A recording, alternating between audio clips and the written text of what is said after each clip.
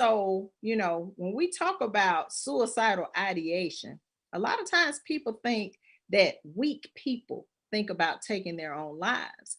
And so, I want us to make sure that we always keep mental wellness at the forefront of every conversation that I am having, and that we understand how important it is to be able to be supportive of people when they are in a place of struggle. Because women attempt suicide twice as much as men do. Men are more successful because they tend to choose a method that is more deadly than a woman, but women attempt twice as much as men do. And in 2019, there were 47,500 successful suicides that were performed. And so we can't ignore that, y'all. It's a lot of people out here who are in pain. There are a lot of people who are out here, suffering and not knowing how to keep things moving forward, how to feel hopeful. And so it becomes everybody's responsibility when you have people in your life who, are showing signs and symptoms of needing some help and support, that you don't turn your back on it, or you don't think that, they are not being serious or they are not being honest. Because to have conversations and to be able to admit that you are in a place where you are considering taking your own life, it's very, very serious. And we don't ever want to downplay it and not be supportive of people who might really, really need your help. So I had to make sure that we started with that because it's something that's been heavy on my spirit this week. I have had 25 clients in 72 hours. And so I have seen, all sorts of anxiety, depression, and issues. And half of those clients, y'all, they're brand new to the couch for the very first time. And so always thankful and grateful for the work that God has placed in me to do. But I just want everybody to remember that a lot of people are out here struggling and suffering, and we got to rally around and support each other.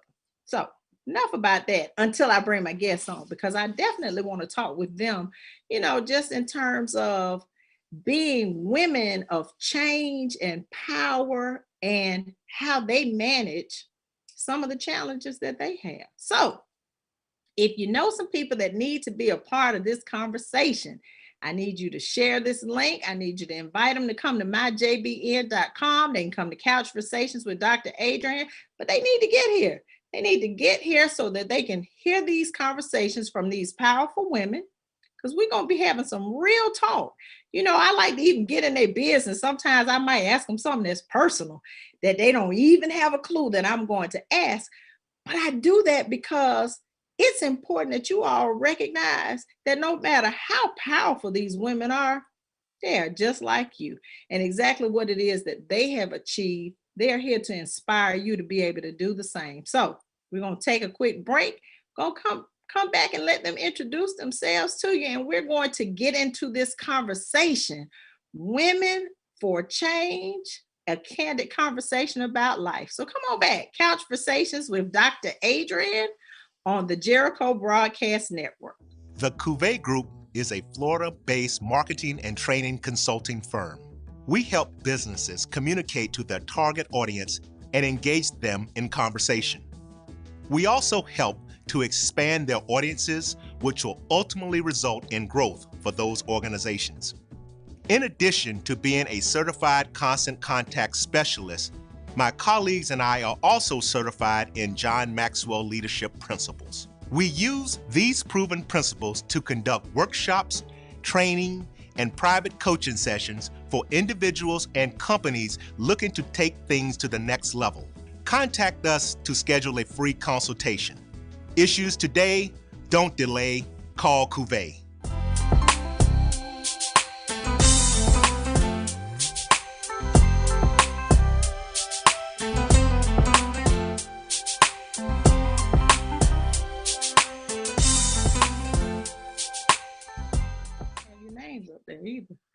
Hi, welcome back to COUCHversations with Dr. Adrienne. Real talk with real people for real solutions. And I am so excited about tonight's conversation, Women for Change, a candid conversation about life. And just welcome to my two beautiful guests, Miss Nikki Randall and Miss Michelle Marshall. And so we're going to start with allowing them to tell you about themselves. I always love reading everybody's bio, but I hate having my bio read. So I always ask my guests to introduce themselves because they get to tell you as much or as little about themselves as they'd like to. So we're going to start with Miss Michelle Marshall first. Hi, good evening. Thank you, Dr. Adrienne. Thank you so much for inviting me this evening to join you and have this great conversation tonight. I'm Michelle Marshall. I am the head of diversity, equity, and inclusion for a major sports apparel company. And I have to start off by saying everything I'm saying tonight is my own opinion and not the opinions of my company. I've been with the company about 4 months. I actually just relocated to the greater Boston area from Atlanta, Georgia, where I lived for almost the last 10 years. I grew up in Jackson, Tennessee, in a family where I had 5 sisters. I have always lived my life where I wanted to walk in my purpose in my career. And I'm very heavy on community service because my motto in life is just, I want everyone to win. And for everyone to win, I want to make sure I'm doing my part in any way I can. And like I said, I'm happy to be here and have this conversation tonight. Thank you so much for being here. All right, Miss Nikki Randall. Well, good evening, Dr. Adrienne, and thank you so much for this opportunity. It's always good to see you, my sister. I'm Nikki Randall. I am born and raised in Macon, Georgia. And I'm a proud HBCU graduate of the great Tennessee State University. And I also did my master's over at Mercer School of Medicine. Currently, I am Vice President of Community Outreach and Civic Engagement for a healthcare system that's based in Charlotte, North Carolina. And in that position, I do 2 things. The community engagement, I work with community organizations outside of the healthcare field that are doing great things to enrich the lives in the community. And so I'm kind of a fairy godmother from the hospital that comes over and helps them. I sit on their boards and help them with their projects. And the other part of the job is civic engagement. It's where I make sure that all of the hospitals that are part of our system are civically engaged. We do a lot of, voter registration, making sure that they don't forget to vote, that our people, all of our teammates are involved. And the other part of that is I am a registered lobbyist, and so I represent my hospital in state and local governments. You're not going to tell them about your previous life? My previous life, I walk in your life and what you've experienced and where you are today. Okay, I guess I'll start. It's really funny because when we were waiting to come on, Ms. Marshall said, "Oh, I love your glasses." And I said, "Honey, 364 days ago, I didn't even wear glasses." But being on this computer every day, I have been home since March 13th. When I left the Capitol on March 11th, my job told me, "Don't come back to the building, go home." And that's where I've been working from home on the computer. I didn't even know if my internet was worth anything because it was I only needed it for paying bills at that point. But I've been here in my house. I don't even know if I like this house anymore. I've been in it so much. But I struggled because of the lack of home and work separation. And I'm an extreme extrovert. Mm-hmm. So that has been some kind of serious. And then, my parents are elderly. So I'm having to make sure that I'm keeping them safe, but making sure they have everything that they need. So it's been challenge after challenge after challenge. But my friends make fun of me because during this pandemic, I even got online and did some online dating and met a wonderful man who I've been dating since June. Leave it to me to find a man during a pandemic. But so that's one highlight of what's been going on. I went online, like a lot of people have been very blessed in finding someone online. I didn't have nothing else to do, so it worked. So that's one bright spot, but it has been very challenging. Right now, professionally, I don't know how many people follow politics, but there was this bill that's basically forcing hospitals to allow visitation. And we had to shut down visitation because this pandemic was something that we never faced before. It was, and we hadn't had a pandemic of this magnitude ever in this country, and we didn't know what to do. So we had to shut down some visitation, and folks are going crazy, and I understand that, because not being able to see my loved one when they're in the hospital and knowing that they're trying to survive, they're fighting in many cases with this pandemic, and we can't be there with them. I can understand that, but I'm telling you, it has given us a fit as a hospital community. So, I did take advantage of the flexible schedule. I've lost some weight. I started a serious workout routine because I had the time and I didn't have to rush home and put on clothes and go to the office, because I could work in whatever I worked out in, or right after a shower and threw on something to throw on. So so it's been some ups and downs. I found some ways to give myself some reprieve from the house and being in and not seeing my friends and my family. Thanksgiving, Christmas was a low time for me. Mm-hmm. I'm the youngest of 5, and we are tight like glue, and we missed each other so bad. And this is the first time we've ever not been together. So it was challenging. And sometimes I really felt like I was going, just gonna lose it. Mm-hmm. You're getting bad when a trip to the grocery store is a highlight for you. Right. And you're talking to the people in Walmart like y'all best friends, like, hey. Oh, and then you're in the store and you see one of your church members. It's like, oh my God, I miss you. I miss church. I miss my church family. I miss my work family. I tell you, it's been real challenging. Yeah. Well, look, but the bright spot is you found love. I did. Thank you, Match.com. Listen, so when I start my matchmaking service now, I need all y'all to come over here to my service. Now we ain't worried about you, because you done already done it. No. I got plenty of customers for you, sister. Yes. Listen, I do. I can put people together. Yes. And I can keep some folk from getting together, because y'all just not compatible. And that's just what it is. I study behavior. But anyway, look, that's a whole nother show. Let's go on over here to Michelle. Michelle. Hi. So a year ago, it's so many changes have happened in my life over the last year. So a year ago, literally a week before we shut down, I had a large women's event at the Coca-Cola headquarters where for my job, I was celebrating some great women in the community. We were giving toasts and affirmations, and it was a wonderful night. A week later, I had lunch with a friend who had been to Nashville. Next thing you know, she got a call that someone had been affected with this new virus that we didn't know a whole lot about, that was in her building. So her job told her she couldn't come back to work. She called me and told me, so I told my job. I had been around somebody that had been in the building where someone tested positive. They was like, don't come back to work. Started getting crazy calls from random medical providers like, what's your symptoms? I thought they were going to kick the door open and come take me away with the random calls, because it was just so new and fresh. And everyone was just in fear because we didn't know what was going on. So in March, after all that transpired, while I was at home before my office officially shut down, I got a promotion. I was promoted, which is crazy because I'll talk about it later, but I actually was promoted twice last year during the pandemic.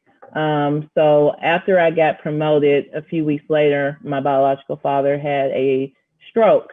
A few weeks after that, I lost a friend to COVID, and the year went on like that, where it was just like a movie, where it was different scenes.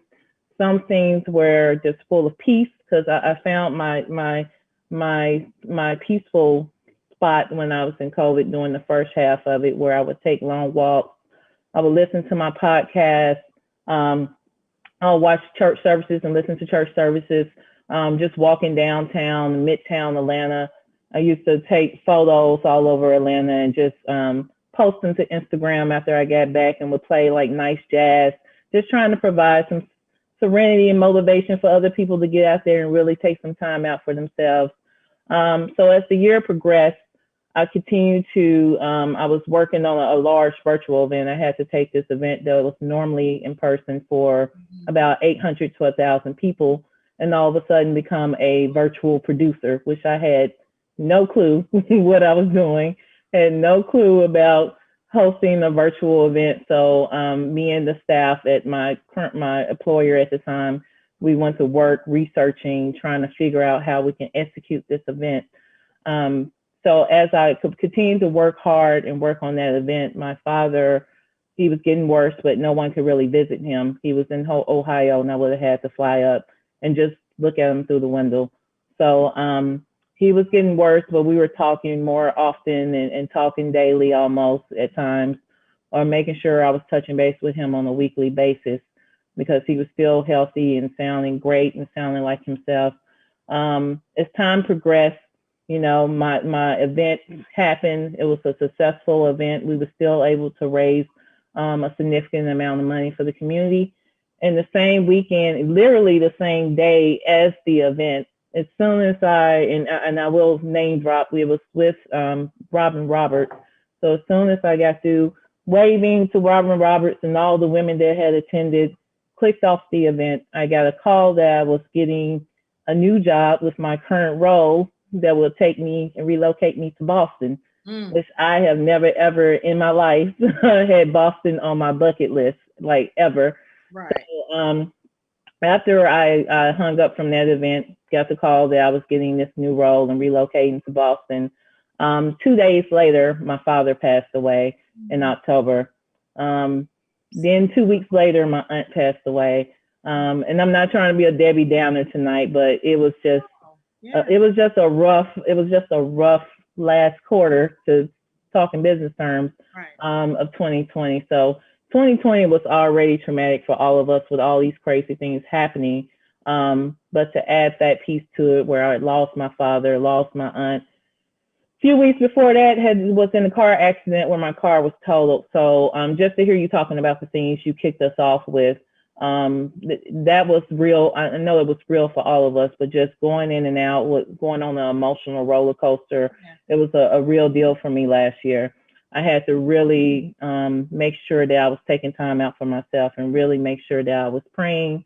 And those walks were like my saving grace, because it allowed me just to have some quiet time.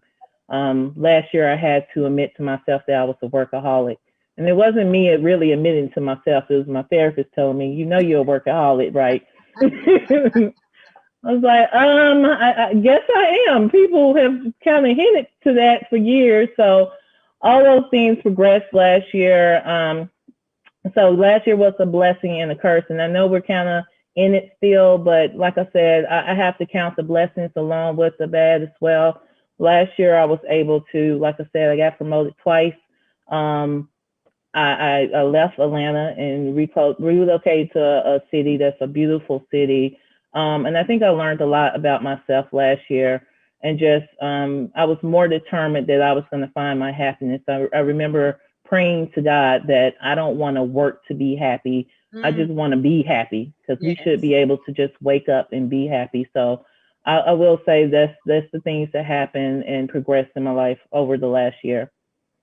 And I love that you said that, Michelle, that, you know, just want to wake up and just be happy, because that is one of the things that, you know, I stress to my clients all the time, because a lot of times people come to the couch looking for their happiness inside of a job, a church, another person. And so I always say that if you turn your happiness over to something or someone else, that's your problem. You did that, because your happiness is your responsibility. It ends and starts with you. Everything else is a bonus to that, but that's not where your happiness should derive from. So both of you are doing some major things inside of your profession. And so I've just always felt like, and I can only speak from the perspective of a Black woman who was birthed by a Black woman raised by a community of Black people in Tuskegee, Alabama, who gave birth to Black children, the strength of Black people, which is not to minimize the strength of any other race, but to focus in on who it is that I think that we are and that we've had to always be. And so I said it earlier today that this goes back to slavery, because when our families were divided and Black women had to step up and become heads of household, not because we raised our hands and said, oh, this is what I want to do, but it's because we were forced into those positions and it's what we had to do. So as a Black woman in these United States, which, we are not the majority still, we still have to work really, really hard, sometimes twice as hard as everybody else to get to a certain level of success. What have been some of the greatest challenges that you feel like you have encountered professionally as you have risen to becoming and continue to be a woman for change? Well, I'll start. One of the interesting things that I don't really talk about is, earlier I mentioned that I'm a third generation elected official, and my father held the seat that I later ran for and won. And even back in 1998, when I was preparing to run, I have a brother. I only have one brother. And you would be amazed how many people asked, or even on the slick said, why didn't your brother run? Mm-hmm. I thought to myself, who says that? I'm qualified or more qualified than he is. Right. He's a great man and he has a lot to offer, but why would they just question, was it because it was my grandfather's father? Right. And it's just supposed to be my brother, the next elected official in the family. Right. And so from that, I went on and I won and served. And if for people that don't know much about politics, a delegation is comprised in the legislature of folks that represent the same county. And in that delegation at the time, it went from between 6 and 8 people. I was the only woman. Mm-hmm. I was the only woman for of the 17 years I served. I probably was the only woman in the delegation, probably about 15 of those years, and rose to the ranks of chairing that delegation. And I have no regrets or apologies to make in my service. I am so proud of what I accomplished. And you know what? I did it while keeping the boys in line. Mm-hmm. Mm-hmm. And so, but to think in 1999, somebody would really question why was the woman that put out there to be the candidate? But Nikki, so I have to talk about how I know you. So I lived in Macon for 16 years, and right. Your family is Macon royalty. Like my family is Tuskegee royalty. And so, you got all those girls, and then you got Lance. And right. so, I think that a lot of times, even in 2021, people don't even understand their sexist biases that they bring to the table that are part of, how you were raised, what you were taught and told, and right. how it is influencing how you think. Right. And so, the level of bravery that you had, courage that you had, because, you said what you said. And that's who I've always known you to be since day one. If you had something to say, you were making no apologies for it, and you were saying it. And to me, I've always felt like you were more like your daddy than anybody else. That was just me on the outside looking in. And maybe that's influenced by the fact that that's what people say about me. I'm the female version of my father. And so we were raised to be strong and to go get it and to do, like, that was the expectation. Right. And my father never made me feel like anything was unattainable for me. I mean, he exposed us all to the same things. He expected the same from all of us. And I think it's something to be said, Dr. Adrienne, about women and their fathers. We tend to be stronger women. We tend to be hard to impress because our daddies gave us and taught us and spent time with us and made us feel special all the time. Even now, you know, my dad is so, I mean, he sees me on the TV screen and he just lights up. And my dad was on TV all my life. But to see me on the screen is it's the highlight of his day. Right. And so, and even now, you know, let me see, it's maybe 2 years ago, I'm gonna leave this board. This is a pretty influential board that I was appointed to. And I guess it was the first retreat, and I'd been on, I probably come up, that was my first month. And they made this big deal about announcing me, the new member of this board. And we're just so happy because she's the first woman to ever, and I said, that's nothing to be proud of, and cut it off. Now, most folks thought shit. First in 2021. I said that is nothing to brag about, y'all. That's nothing to brag about. I didn't even want the accolades because they was making it based on something that is absolutely ridiculous. And I'm still the same only sitting woman on that board. And I know why, because I give them pure, well, you know me. You said what you said. I said what I said. All right, Michelle, what about you? What has your that journey looked like for you, getting to where you are? That journey, like a lot of women, a lot of Black women, was an interesting journey. I always like to say that, you know, I've always had my beautiful chocolate skin. Sometimes I have curves like now, but sometimes I don't. I've never been that person in any of my roles previously where I came in the door and they was like, oh, we're going to put her on the fast track. I worked hard. I made sure that I was doing what I was supposed to do and exceeding expectations in all my roles. And I was in the beginning of my career, I was that person where they would always say, well, you're next to be promoted. And I was never promoted. And after a while, I started realizing that they were going to keep me in place because they realized I worked hard and I was training everybody else and I was making my manager's life easier, but they weren't opening doors for me.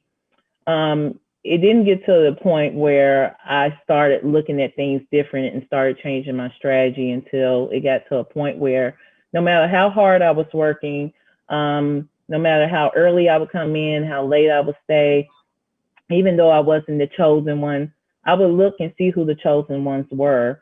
And I would start duplicating that behavior because you always knew, because all of a sudden they was talking different, walking different. They had certain books in their hand. So it's like, even though I'm not the chosen one, apparently they're giving them the blueprint for what they need to do to rise in this company. So I'm going to duplicate their behavior. I would go to my leaders and say, hey, I want to take on certain projects. And they'd be like, great, and never would really open that door for me to take on projects or be able to set myself up for leadership. But I started playing the game a little different. I remember one meeting where I told the manager, hey, I'm exceeding expectations, I'm working hard, I'm ready to take on some more projects. And he was like, oh, we got somebody else in mind for some of these things. So maybe one day, another day. I said, okay. So he didn't know that I was building relationships with leaders that was beyond, way above him in the company. And the next meeting, when we came back together, I said, hey, I just wanted to let you know that the senior executive in this particular department in our headquarters office gave me this project and I'm working on it. So just want you to know about it and I'll keep you posted. And he gave me this look like I know she didn't go above my head, but he couldn't shut it down. Right. What was he going to do? Call the leader and say, oh, she can't do this? And the reason I did that, because my mother used to always say, everybody has a boss, everyone has someone above them. But the thing that was really freeing for me The reason I had to change my outlook and how I approached my career is one day I called my mother and I was like down, probably had been crying earlier because I got tired of being passed over for promotions. And I said, Mother, they're trying to block me. I'm tired of them blocking me. They're not trying to open doors for me. I'm working hard. Yeah. He was like, how are they blocking you? God hands out the promotions. That's Absolutely. what you need to focus on. Oh, and that was the most freeing thing for me. And from that point forward, I was determined, no matter what was happening around me, oh, you're not going to give me an opportunity. I'm going to go outside this company and still get my skill sets, get the experience that I need, because I knew where I wanted to be. So that served me well. I ended up, my last company, I ended up getting a role that I really loved. I was able to do a mix of diversity and community service and corporate citizenship, and also marketing, which is I have a strong background in. And I was just one of 5 people in the entire company of 30,000 employees doing that role. From there, I was able to do some things I really enjoy. So I made a decision in my life that whatever I do, I was going to walk in my purpose. I wasn't going to be in the role just because I need to pay my bills, because I spent the first half of my adulthood doing that, and I was absolutely miserable. I remember a few years ago, a company had did a reorg, and they told me what my position was going to be. And I remember, and I'm surprised I didn't get fired. I remember sitting in the room with the HR person and the leader, and I was like, I never signed up for this role. Who said I wanted to do this role? And they said, well, we thought you were going to be a good fit. I said, if you knew me and looked at my resume, you would know it would be a good fit for me. I choose what I do for a living. So I went on and I did the role for a couple of weeks. They just didn't know I was writing my resignation letter. But as I was writing my resignation letter, because I had executed this great event, I ended up getting promoted and staying in the area I wanted to stay in. But I'm never going to be in a situation where, and I'll say never, because I still got to pay my bills, but I choose what I do for a living. I choose what's going to make me happy, and whatever I'm doing, I have to walk in my purpose. I have to be able to get up in the morning and say that I feel like I'm making a difference in somebody's life because of what I'm doing. And I don't judge myself by what other people see, because I don't have any time or space for that, to judge myself based on what other people's perspectives of me is, because all that would do is slow me down on my journey of what God has for me. Yeah. You know, I always talk about my upbringing from Tuskegee, Alabama, because that is what shaped me into who I am. And so being in that community where, Blackness was supported, because that's what we had, and, I just have to be transparent about it. There were a couple of Caucasian kids at my school, a couple of at my high school, couple of teachers. I went to Catholic school prior to going to public high school. And so, you may have had a few that were there because their parents might have been professors on Tuskegee's campus. But for the most part, Tuskegee was a Black town. And it was a Black town filled with Black entrepreneurs and Black successful businesses. And so successful Blackness is what I came from. From there, I went to FAMU. And so another, nurturing environment where your feet were held to the fire in terms of your education and what was expected, but you were also supported to make sure that you became a successful person. And so when I left there and I went to Macon, Georgia to attend law school at Mercer University, is when I got shocked and rocked for the first time. And, was not being supported by the majority, who was telling me, if you want this, then you better figure out a way to get it. Luckily for me, I had enough of what had been poured into me that the shock and the rock only lasted for a moment. But working in and living in Macon, Georgia, I always said it was the most interesting place I had been in, because at that time we had, Black mayor, the city council was predominantly Black, Board of Education was predominantly Black. but, you know, and that's Nikki's hometown. But the mindset of some of the Black people was still very alarming to me, because it was this: don't speak up, don't say anything, just be quiet and go along to get along, which that's just not my personality. I'm Rosa, Martin Luther, Malcolm. We can do it any way you want to do it. And so if I see something that is an injustice to anybody, I don't care what race they are, I'm going to say something. But it has just been challenging, you know, as I have maneuvered through my adulthood, how many people I've watched that look like me be silent about things that were being done to us. And so 2020, and we have the deaths of Breonna Taylor, the deaths of George Floyd, you know, deaths that have been going on for years. They didn't just start happening in 2020, but because the world was silent, we were able to illuminate some of these injustices. And so now we have people who are, you know, more comfortable, I think, with having a voice and saying, we're not going to stand for this. We're not doing this. We need something different. But in you all's positions where you have been able to successfully maneuver to, have you had any experiences where you felt like it wasn't always the majority that wasn't being supportive, but sometimes it was the people that looked just like you that wanted you to quiet your voice or not say too much or not really get involved, and then we're gonna all be all right? Have you all had any experiences like that? And I know I'm a little bit older than y'all. Just old enough to be your big sister though, not too old, but just a little bit older. I'll start. I'll say I can't remember a situation like that.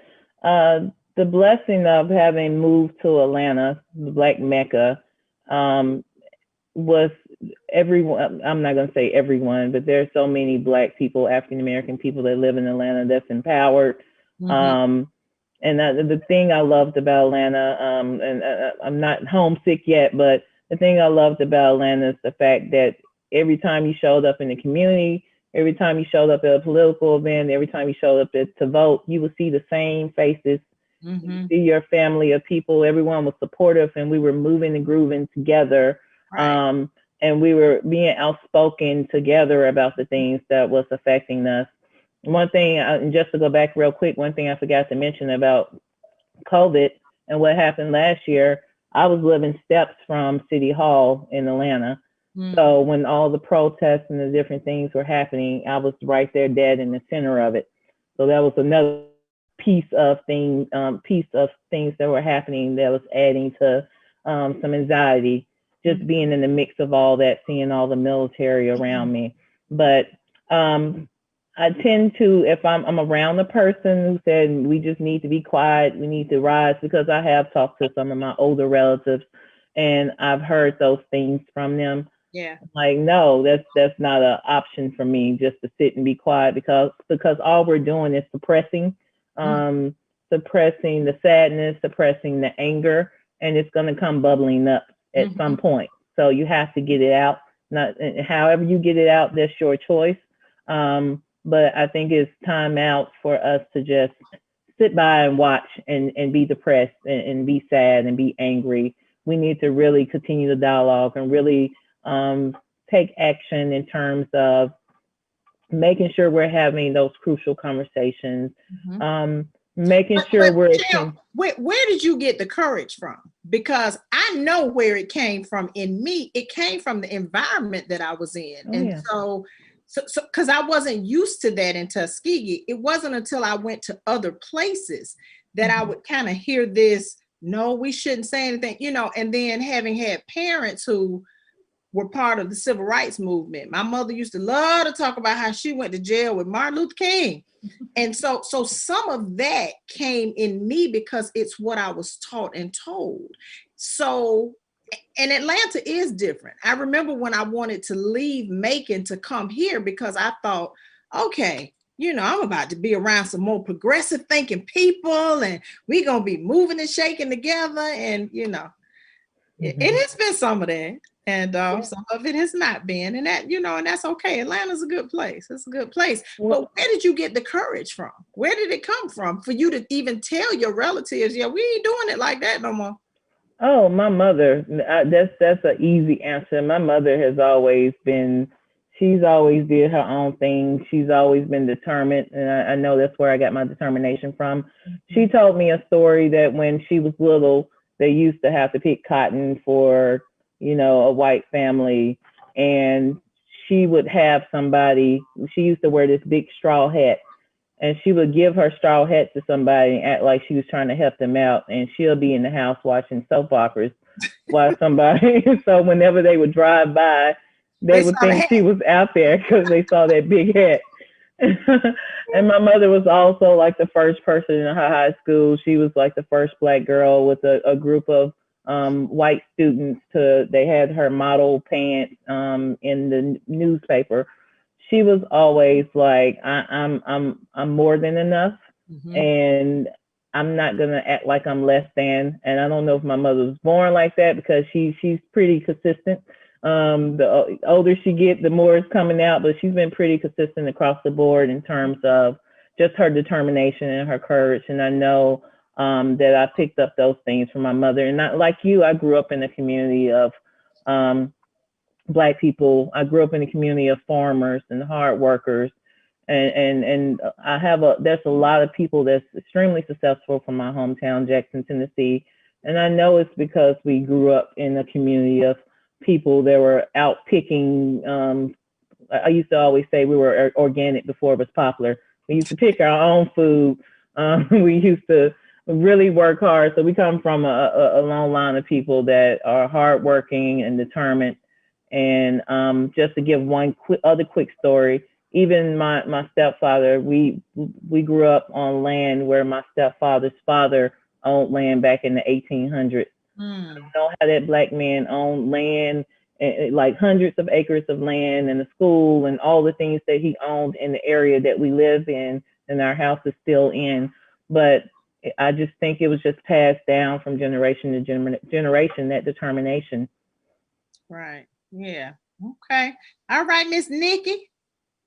I know you got, look, I know you got some stories. You got to have a couple. You're talking about my whole town, ma'am. I know. Ooh, I know. But yeah, Macon and it has always had its challenges. I'm not going to pretend that we don't still have some race issues. But, I came from that family that led the way in making sure that African Americans were treated equal. It's so funny. Just a couple of weeks ago, I had to facilitate. I'm my daddy's booking agent now. I meant to tell you that. Since his retirement, I am the booking agent. Okay. And they did a story on how he led 16 other teenagers in the first bus boycott here in Macon, Georgia. And they boycotted the public bus system. And I was sitting there listening, you think you know your parents, but every time they start talking about historical stuff, you're like, I didn't know that. Right. He's 17 years old talking about, I want to do a bus boycott. I'd be like, try to sit down somewhere. But I'm so grateful that he didn't. And I'm so grateful that my grandparents didn't tell him, you must be nuts. Because they just celebrated 60 years of an integrated system that he, as a 17-year-old boy, had the fortitude to spearhead. And so, it was, courage and the daring to be a leader is just part of my DNA, and servitude is part of my DNA. And I think even now, though, it's really interesting about our people can be so interested.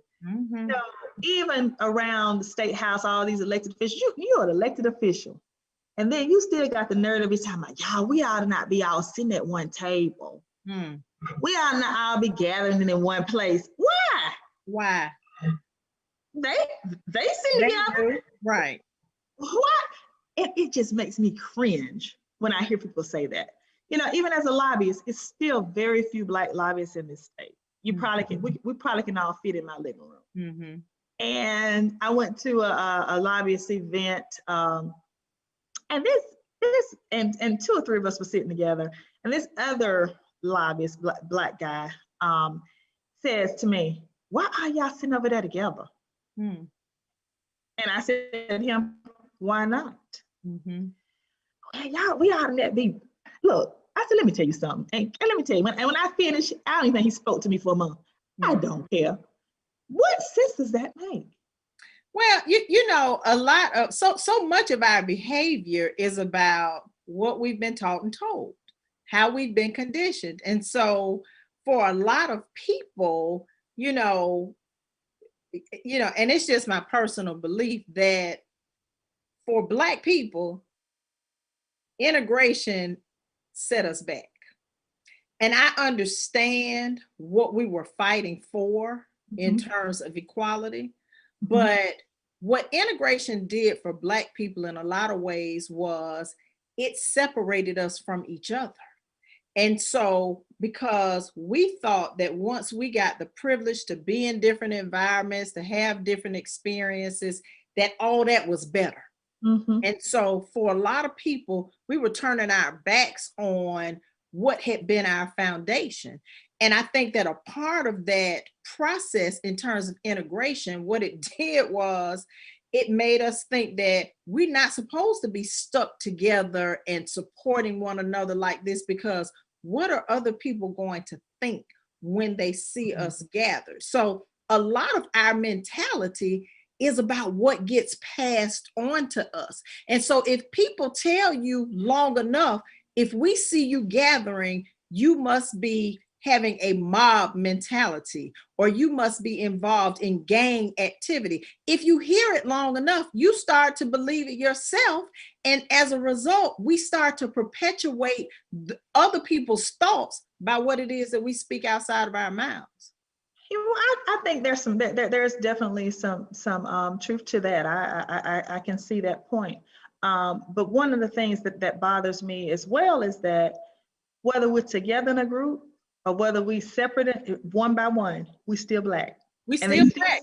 And they still see us the same way. That's and exactly I'm so, one of the things I'm most grateful for, one of the gifts is humility. You know, my last name in Macon, it makes people's ears perk up. It does. It makes men run away.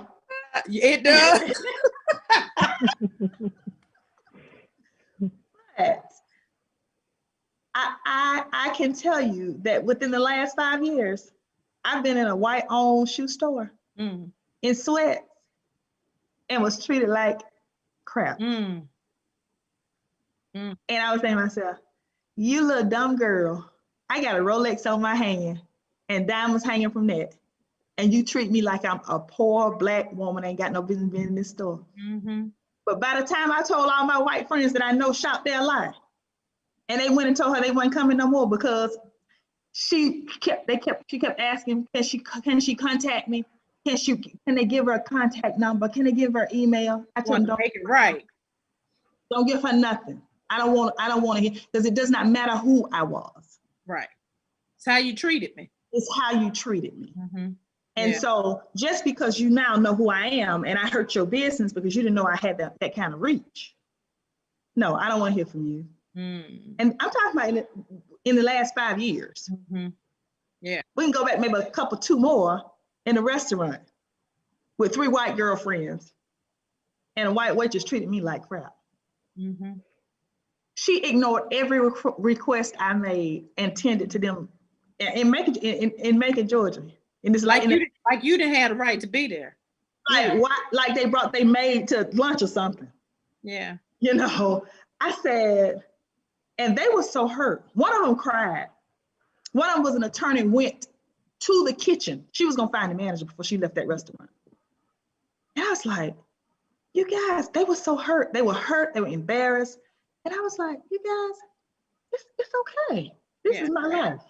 Yeah. And you know, so here's the thing. So Michelle, you work in diversity and inclusion. And so, you know, 15, 20 years ago, those titles did not exist. You know, we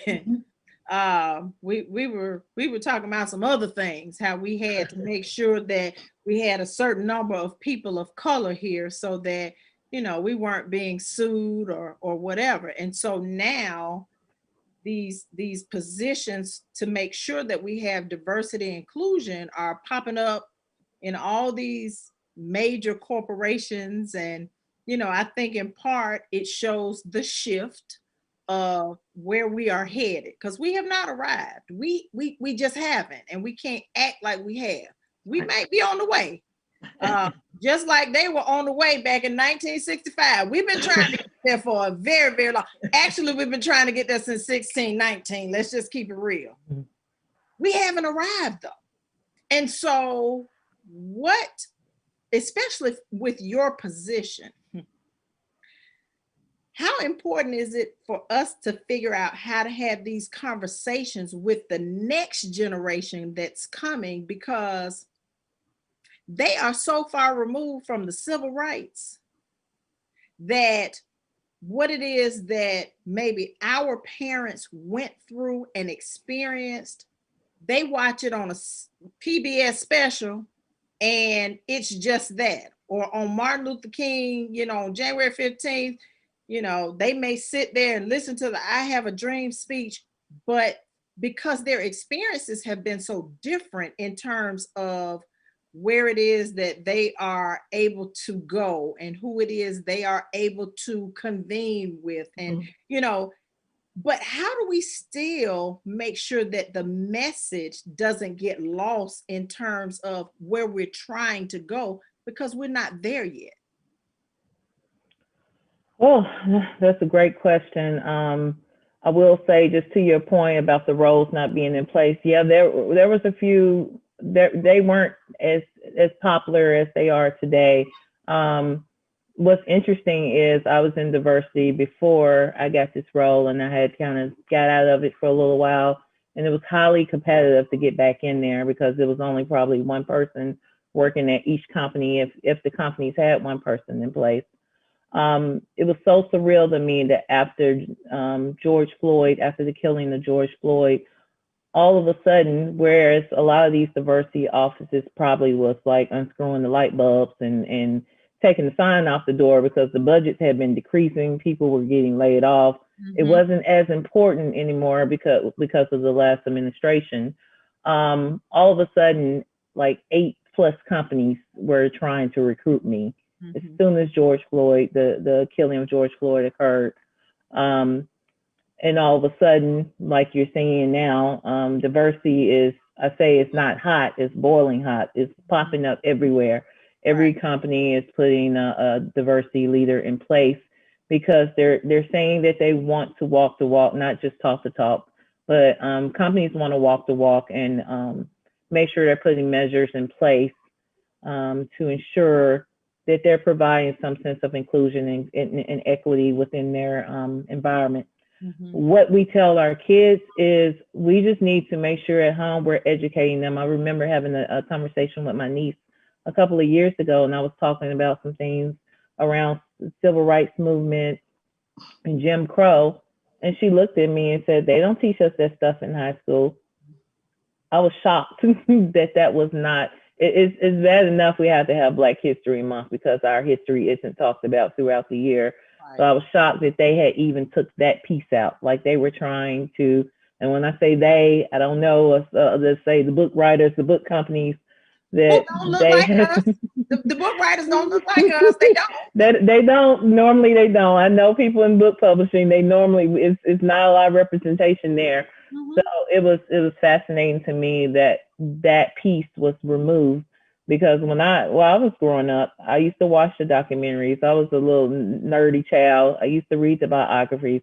So when I moved to Atlanta and I was constantly around people like Ambassador Andrew Young and looking at C.T. Vivian at every event I went to and seeing Reverend Lowry and John Lewis and all those those heavyweights, I used to be in awe because I couldn't imagine being their age and saying, I'm going to sign this paper saying that I may not come back, but I have to do this for my people. I have to go and march, not knowing that what's ahead of me. So we just have to keep educating our children. We need to make sure they know the history. We need to make sure we continue to have those conversations with them about what to expect in the world. Because even though they don't know about all those things that occurred, racism is still being passed down.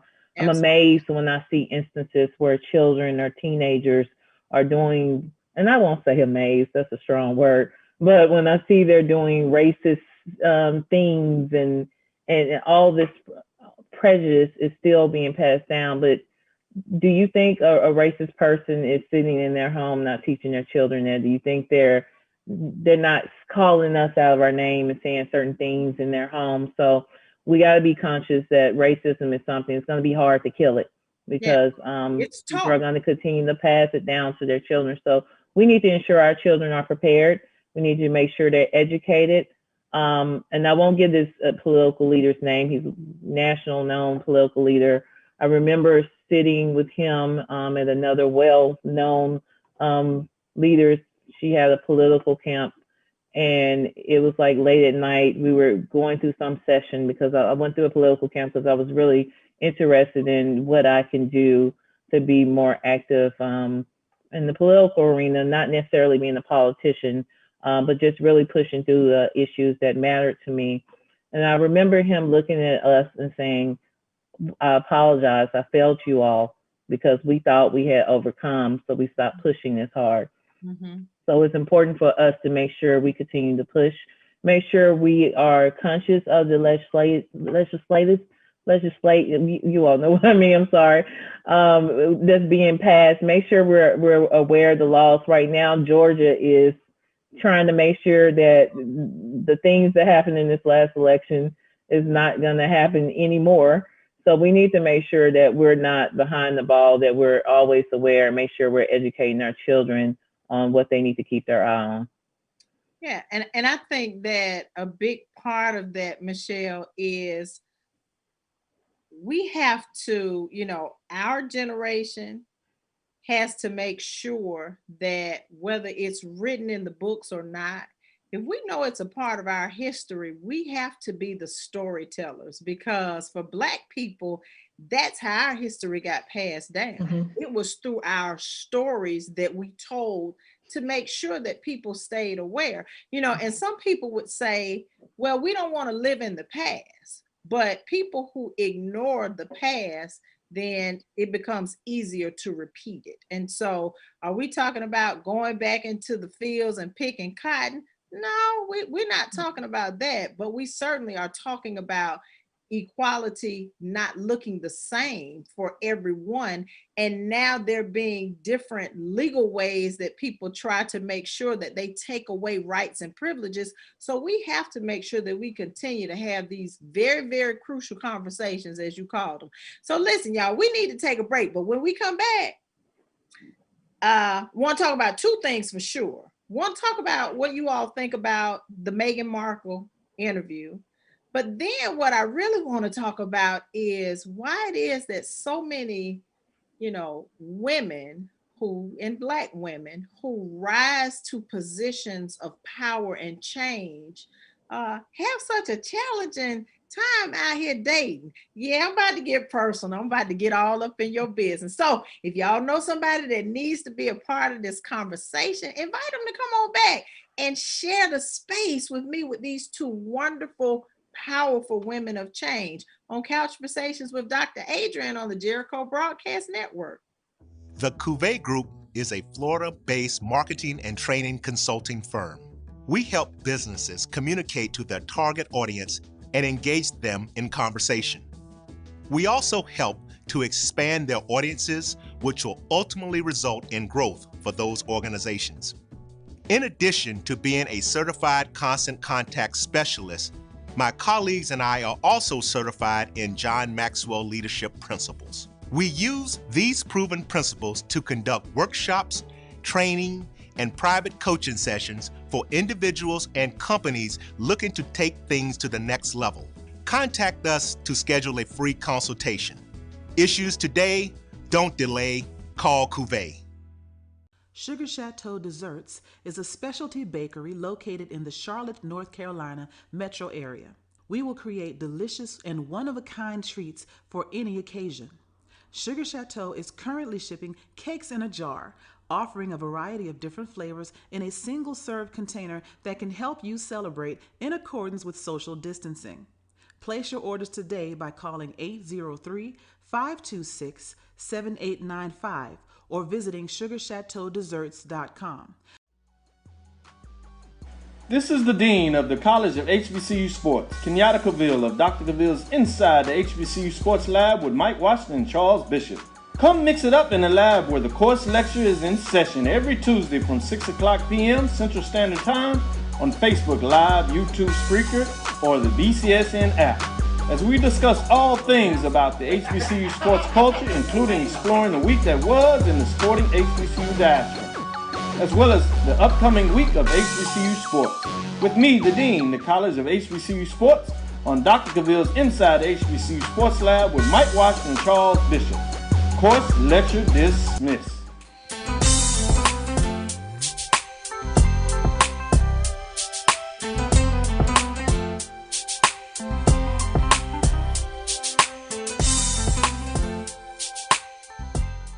I think people are expanding their mind. Hi, welcome back to COUCHversations with Dr. Adrienne. Y'all know we always talking during the break, and so sometimes I get caught off guard. But wanted to ask you all, first of all, did you see the interview that everybody's talking about that Oprah conducted with Meghan Markle and Prince Harry? Yes. Yes, certainly did. So what were your thoughts about the interview and about her in particular in terms of being able to be so vulnerable in sharing her truths? Because I'll tell you, as a psychotherapist, you know, for people who I've seen on social media, that sort of thing, who are questioning the validity of her story, as somebody who studies behavior for a living, what I could say for sure is that that's not the sort of thing that people just make up.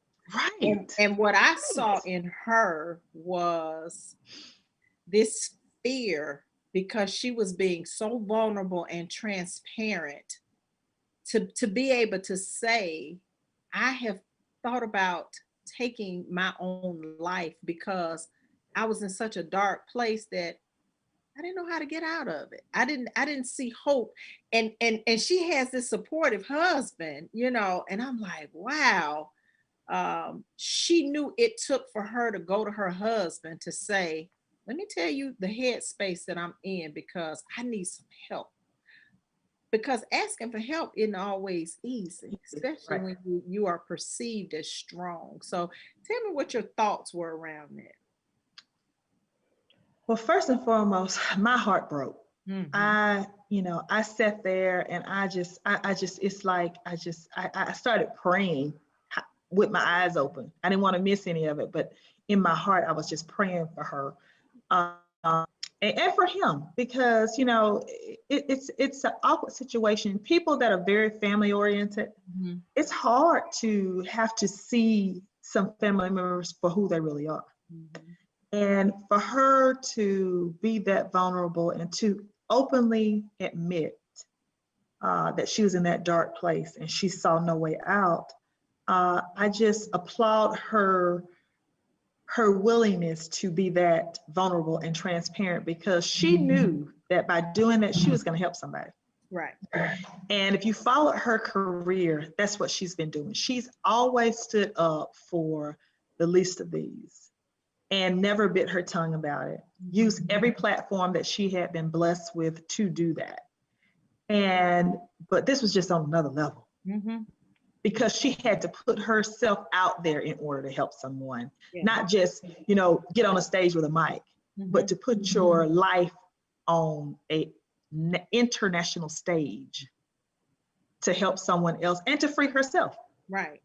And to free herself. And I just applaud her. I'll continue to pray for her, and even for, you know, let's just say that girl got another jewel in her crown on her for that interview, for the willingness to do that interview. Look, which is certainly not what she was looking for. No. Because, you know, sharing your story and being able to be that honest, you don't do it because you are looking for accolades and acknowledgement. No. And I could just see the pain that she Oh, was experiencing as she was trying to craft the words to say, this is the space I was actually in, you know, because dealing with people on a regular basis who go to that depth of darkness and despair,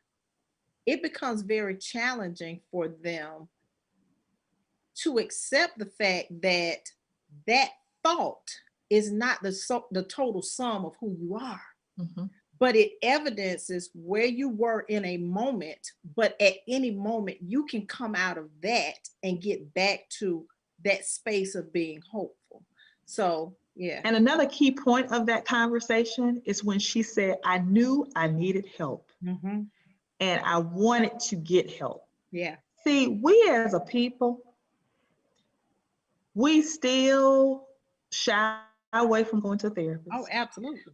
If you come from a holy roller family like mine, they're going to pray it away. They're going to lay you on the altar and put some oil on your head. And I'm not saying that's not the way, because my faith says that by his stripes we are healed.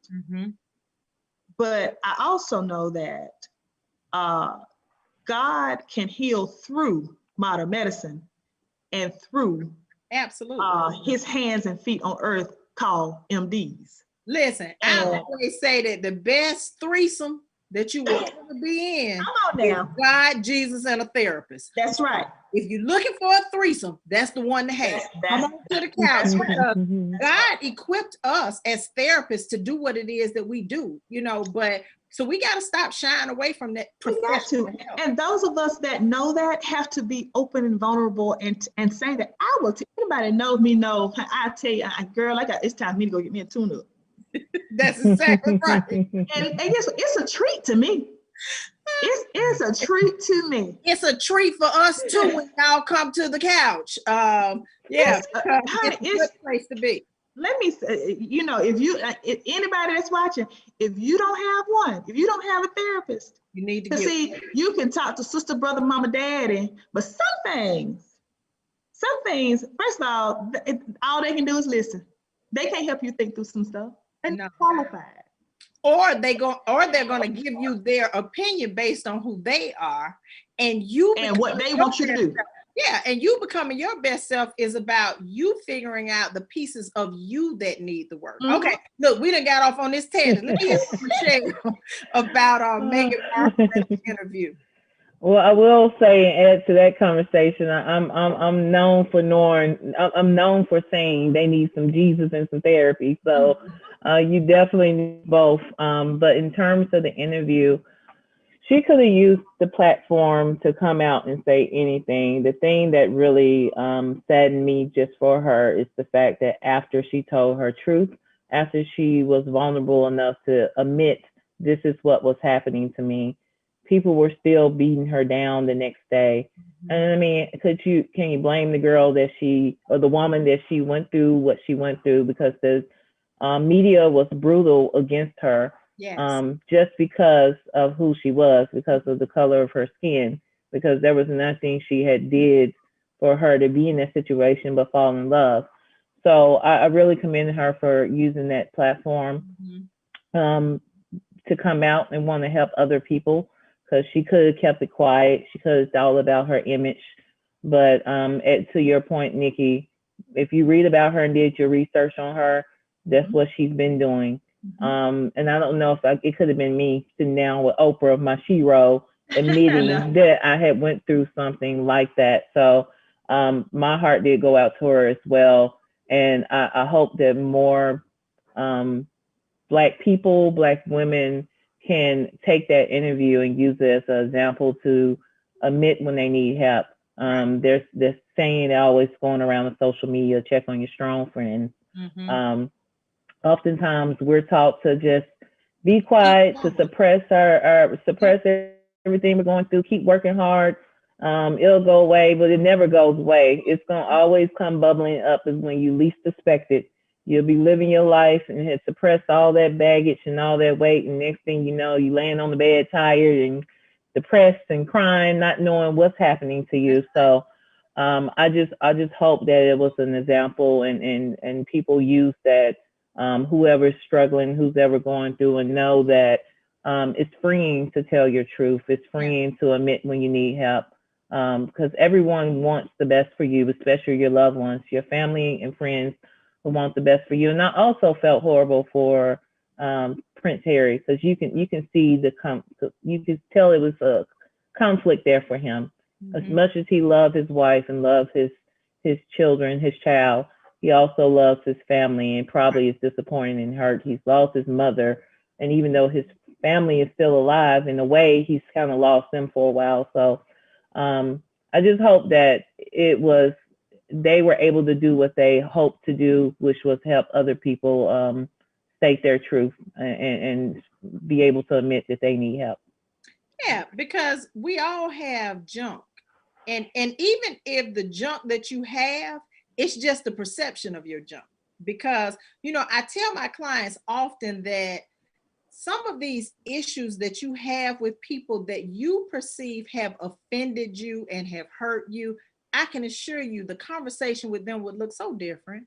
And they don't have a clue that what they said has impacted you in the way that you feel like it has impacted you. I had a client yesterday, and I do this activity, and you got to talk about unresolved issues. And so and then you got to read the 4 agreements, which I think should be the most read book next to the Bible. So if you don't have it, y'all hear me talking about the 4 agreements all the time. Go and get it and learn to live it.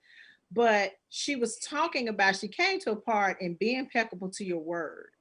And she was talking about how her mom had said to her one day, stop singing, you're making too much noise and you're not a great singer now, anyway. And so from that, it kind of planted this seed in her mind, and she kind of backed away from singing. And so I asked her, I said, well, can you sing? And she was like, well, yeah, but I kind of stopped singing, and I said, but can you sing? And she said, well, yeah, I can't. And I said, well, you do realize that if you still have a voice, you can use it. Because I guarantee you, if you had the conversation with your mom, if you never went to her and said, this is something that I'm really interested in, this is something that I really want to do, then your mother never knew that that was a desire for you. So she didn't know to support you. So my point is, when we go through things, and we all go through things, your perception of the thing you went through versus the person that you perceive has offended you may not necessarily look the same. And so I always say, if you want to deal with some of your unresolved junk, as long as somebody is still alive, then there is still an opportunity to write another page in the book. But the moment that one of y'all dies, then it's the end. So anyway, God just placed that on my heart. So y'all know when he tell me to say something, I just try to be obedient. But now I'm going to switch gears and get all up in y'all's business. Why is it so difficult for powerful women, powerful Black women, to attract individuals into their lives that can seemingly allow them to stand in their power, not be intimidated? And that's not to say for everybody. There's a lot of Black women out there who are doing some powerful things who are married. But I hear it often from Black women who say, you know what? They can't handle my strength, or they tell me I'm too much, or they tell me, you might be the CEO at your job, but you ain't the CEO in here. And so, just all these things. So what, if any, challenges have you had in that arena? Because maybe y'all hadn't had any. Maybe that's just the folk coming to my house just talking about it. See, I ask this to Nikki because I know Nikki has had some challenges in this area. Go ahead, Yeah, Nikki. I have. Go ahead, Nikki. You know, I have. First, let me just say, I have not been the most unlucky person at love. I haven't been dog-dyed and scammed and you know, credit wrecked and all that kind of stuff. Oh, good. But I have had some painful relationships. And as an adult, when I got elected, I was 27 years old. And somebody said to me, an older gentleman that said to me, "Ooh, you're gonna run them off now." And I didn't know what that meant. Because I don't think as a person that you can get to know me and be around me and not appreciate my personality and humor and I'm Nikki from Pleasant Hill, 1879. Okay. And but the more you achieve as a woman, it seems like it's harder for men to be secure enough in themselves to appreciate your accomplishments and to be your cheerleader, but they want you to be president of their fan club. And I think that's especially more so when you're older, because I think that when you're younger and you're building together, it might look a little different. It does. And you know, and so I've had some relationships, you know, the one, I'll tell you the worst one. The worst one was an attorney. And I was already elected. So it wasn't like we were dating and then, oops, I get all this limelight. I'm all of a sudden on front page. I was already elected. We dated a couple of years and finally I had enough and just said, forget it. And less than a year later, he married someone totally unlike me.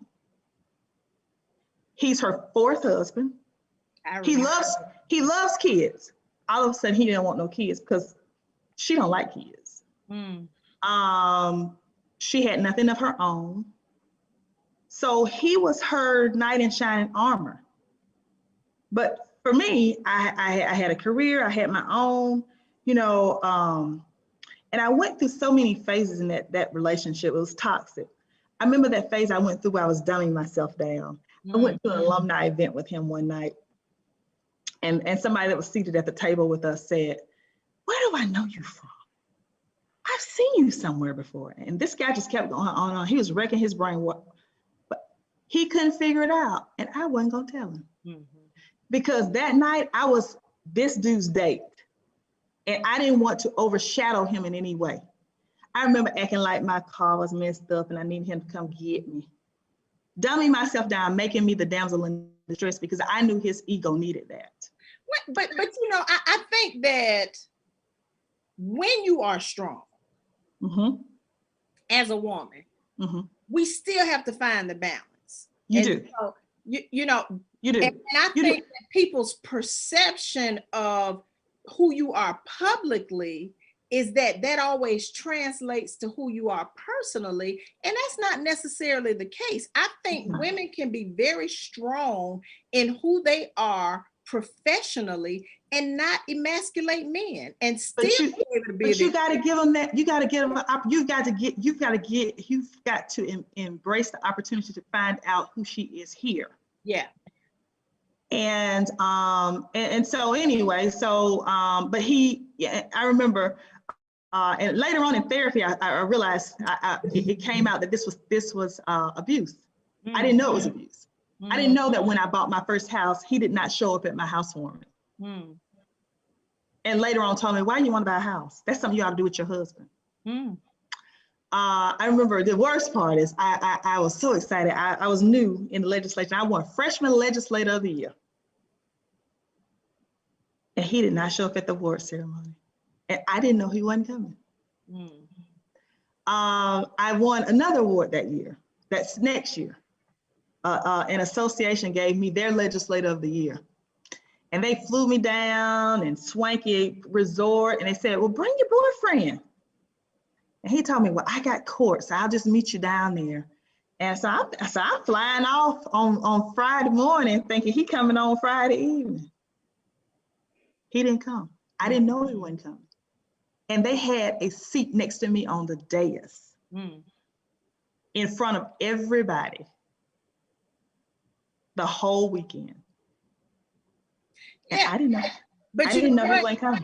But hopefully through your, your therapeutic journey, you get to take a look at you, in terms of, why was I willing to water myself down? And, why didn't I recognize that this wasn't somebody that could, because what I always say to people is that when you come to the couch, it's about taking a hard look in the mirror as opposed to looking at the people who are around you, because the only person that you can improve is yourself. And well, see, I knew he had a fragile ego. And so the dumbing myself down thing was my way of trying to build him up, make him think I really, really needed him. But another thing men don't understand, they don't understand the difference in needs of women that have already, have achievements. We may not need you to pay our bills, get our nails done, and our hair did, but what we need you to do is support us. What we need you to do is love me when I get home. The need is different, but I don't know, men don't seem like, if it's not them paying for something, they just feel like they're not needed. I don't understand. I don't know where they get that from. Men and women are wired differently. And so that's where the balance has to come in. We have to understand that our needs don't look the same. So, so some of that, that we need as women, we have to find in our girlfriends and stop expecting our men to be able to give us that piece. But then the balance has to be that men have to understand that it's not always about the financial piece, that sometimes we do need you to just hold our hands or let us lay our heads on your shoulder. So it's a balance.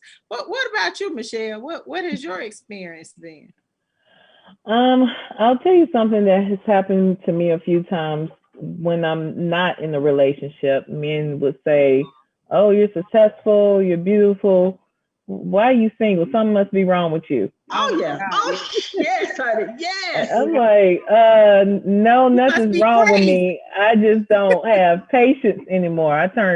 Before COVID hit last year in January, I was celebrating my 40th birthday.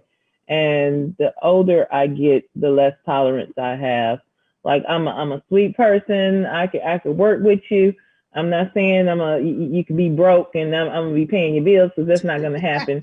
You gotta hold your own financially, but I can't have someone who's gonna be intimidated by me, right? Who's gonna be jealous, like you said, a man with a fragile ego. I need someone who we can build together. Not saying he has to make the exact same salary as me. Just it's most important that he's spiritual, that he's supportive of me. Because at the end of the day, we go through a lot in our work day, in our professional life. We're it's us against the world. We're working, especially in this type of role that I'm in.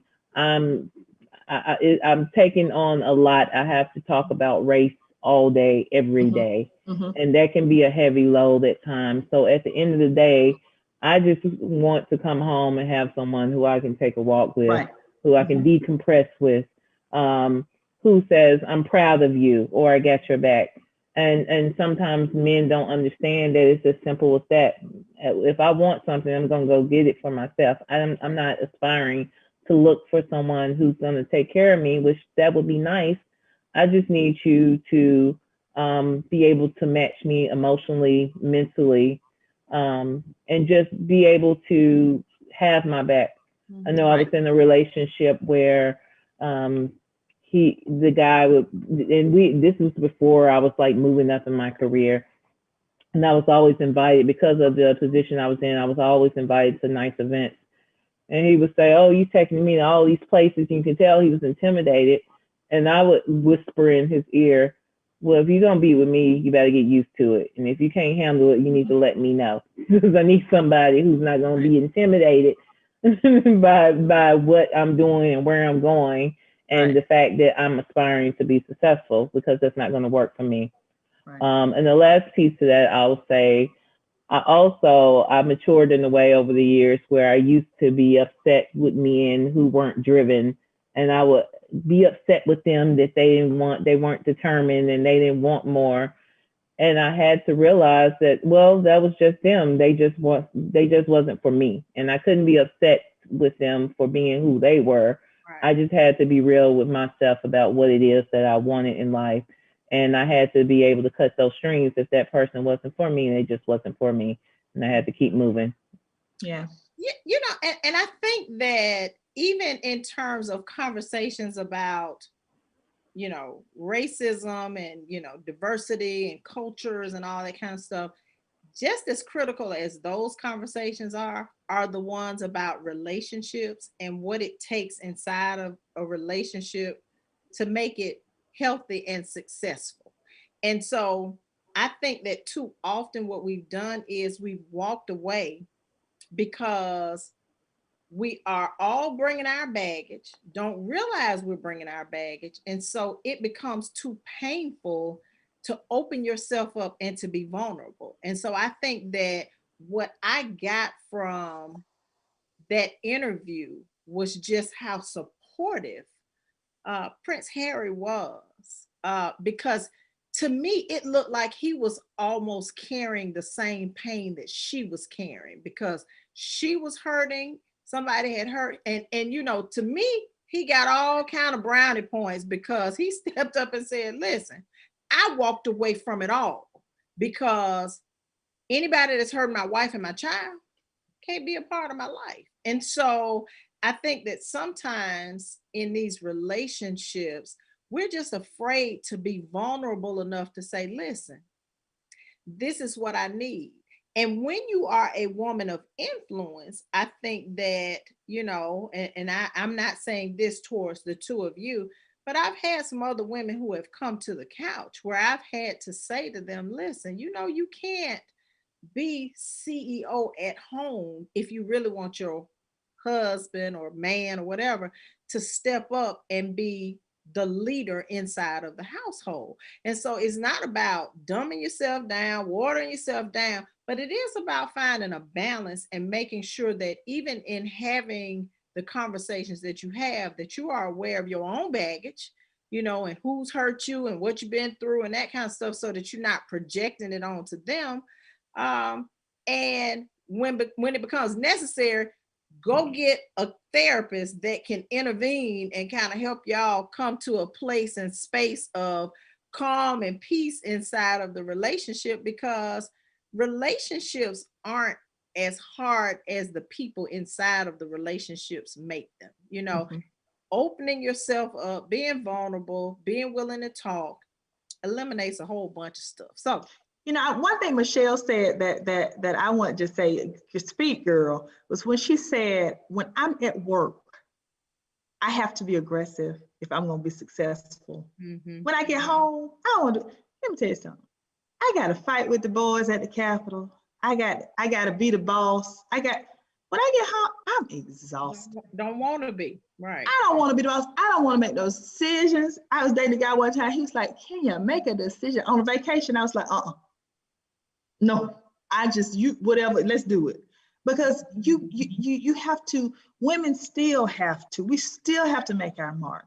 We still have to be the best and the brightest, because we're still in the minority in corporate boardrooms. We're still in minority in the hallways at the Capitol. I mean, it's about a handful of female lobbyists still in Georgia.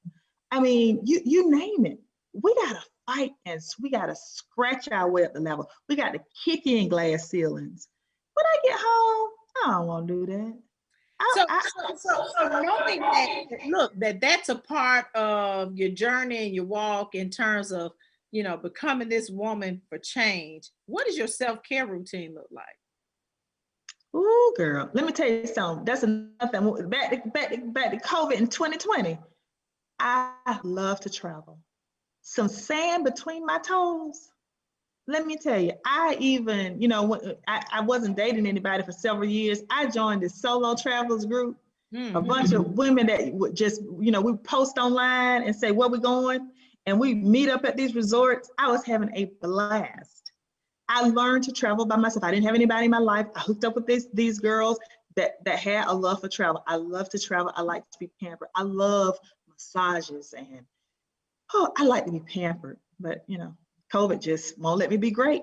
So, okay, so even in 2020, hopefully you've been practicing some self-care. So maybe it looks different now. Yeah.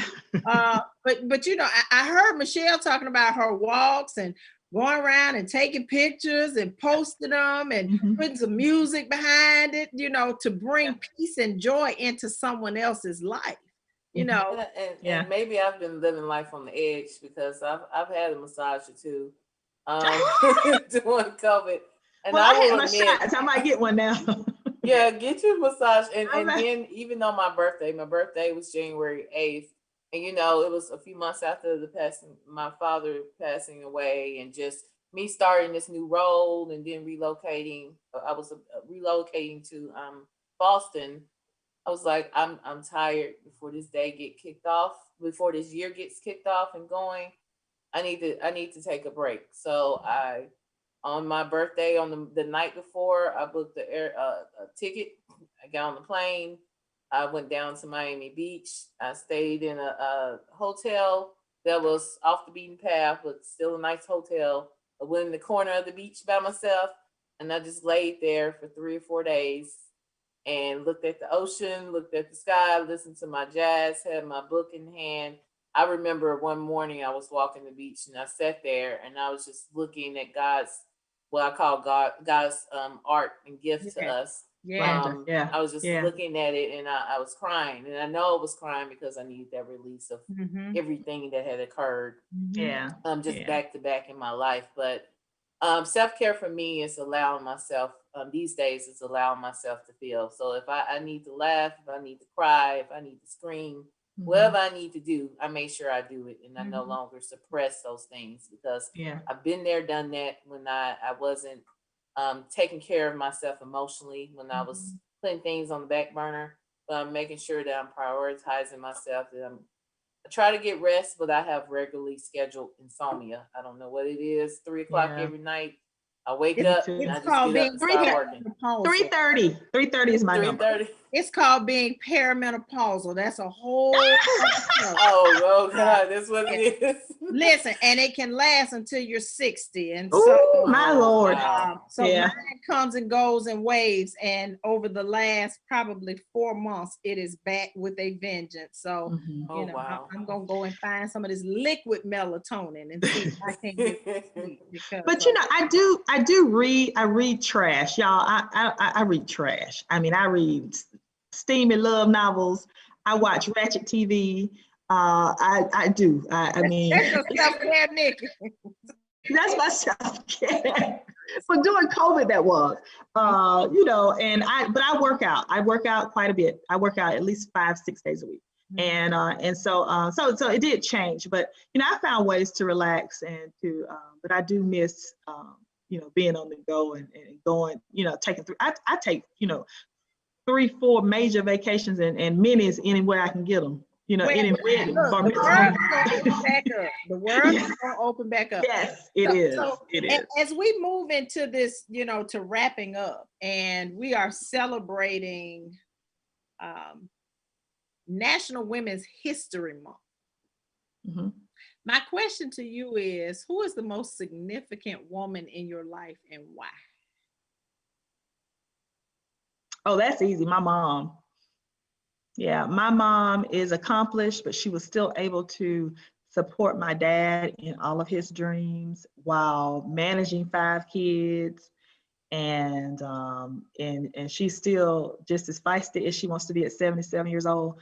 And a lot of people, you know, some people have never even met my mom, but do know that the Randall clan would be nothing without the strength and support that Loretta Foltz Randall from Folk Hill has contributed and just held this whole thing together. She's the glue that held this whole thing together. And I know that anybody that knows our journey knows that. And so she's just the phenomenal woman forever in my life.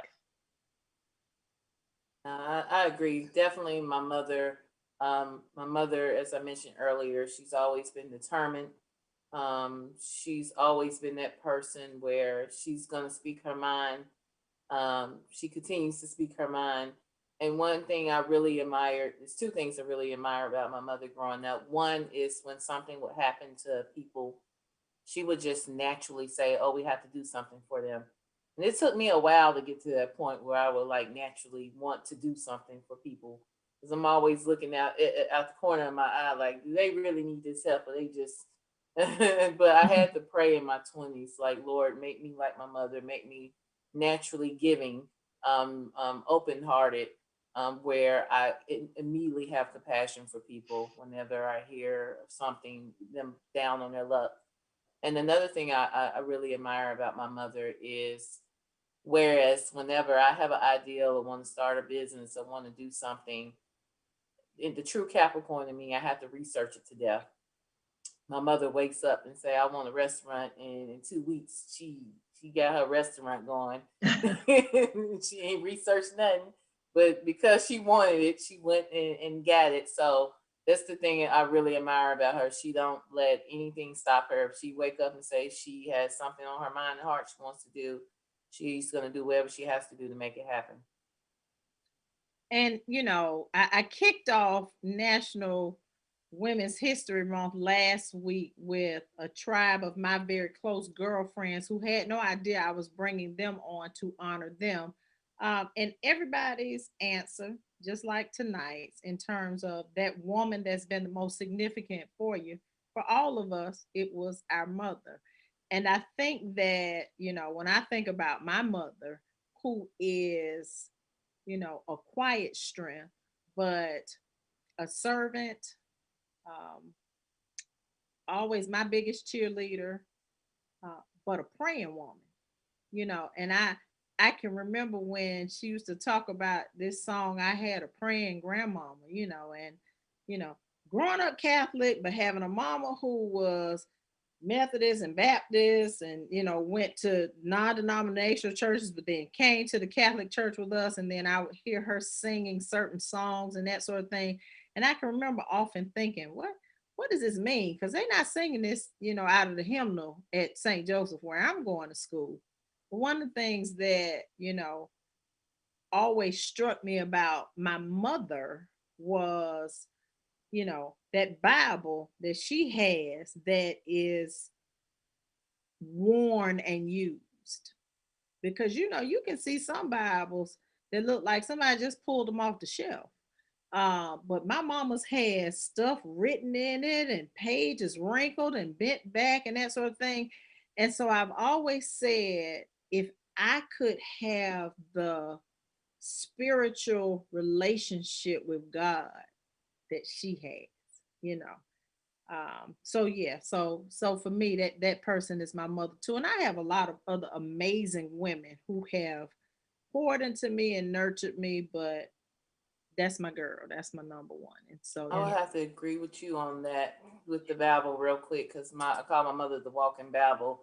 Every Yeah. time something happens, she's like, I got a verse for you. I got a verse for you. And I hope to be one day where I can do that to my children. Yeah. Yeah. I'll probably be telling mine, let me call my mama right quick so she can give y'all a verse, because I probably won't have I'll be trying to Google it or something. But my condolences to you, Shell, for the loss of your father. Yeah.